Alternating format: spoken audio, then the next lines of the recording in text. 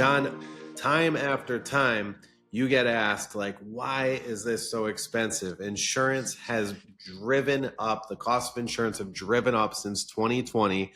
You've got some really cool data here to share. So the rising cost of protection and how home insurance is reshaping the housing market. I actually saw like an excerpt of this paper that was it's a professor from like the University of Pennsylvania, like Wharton Business School, came up with this paper that he put in the National Bureau of Economic Research this past summer, and it basically ties to how home insurance prices, especially in certain geographic areas, are actually causing a shift in the housing market, and this is areas like you would expect. Florida, Louisiana, and what they're noticing is that it is truly becoming very difficult to or very expensive to insure certain properties in these areas, which is actually causing a bit of a shift in the housing market. Like people are saying, I can't afford this house anymore. The insurance is too high. I need to get out of here. And people who are buying houses are going down there, they're getting pre-approved for their loan, they're going to buy the house, and then they're getting an insurance quote, and they're like, "This is insane. I can't. I'm not buying this place if I have to pay $10,000 a year in insurance. No way. That's not what I budgeted for." And so Mm. it's creating actually a bit of a ripple effect, and in some areas, there is definitely an impact on the housing market to where prices are starting to drop.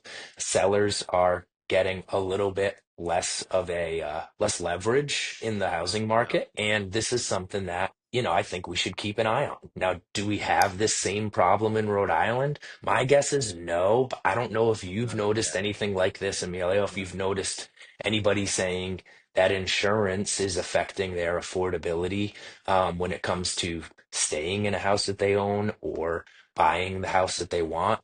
Few and far between, I see things come up where it's like, hey, the insurance was a little higher than I expected, but I mean, not to the extent that I think No, folks are dealing no. with in like Florida, right? No, a whole different thing. John, you know what it reminds me of? It reminds me of the flood insurance subsidies when they ended. I think that was 2000 or when they started dropping them back 20% per year. Yeah. I almost feel like some of that is intentionally done so that the wealthy can control the waterfront properties. Because here in Rhode Island, for example, and in Florida and whatnot, think about it. A lot of it was blue collar all along the seashore, and now you can't touch these prices. Look at Potawatomi in Rhode Island and Warwick. Hmm. Look at several other beautiful, wonderful areas that people are going in, and the average Joe Schmo can't afford the taxes, the insurance, never mind the pricing, and the Hmm. flood insurance. So yeah, I actually have seen this affect our market, but not the insurance premiums as much yet. More just, yeah, in general, I The think flood the cost insurance. of, yeah, flood insurance, and I think the home insurance, it's it's just not as drastic. Like we thankfully haven't had any like natural disasters to the extent that they have in Florida. And I think that's really what creates like the shock effect in some areas. It's definitely something to keep an eye on for Rhode Island, though, in the sense that, um, insurance rates are definitely going up. I think some of the data that they have here may be a little bit lagging behind.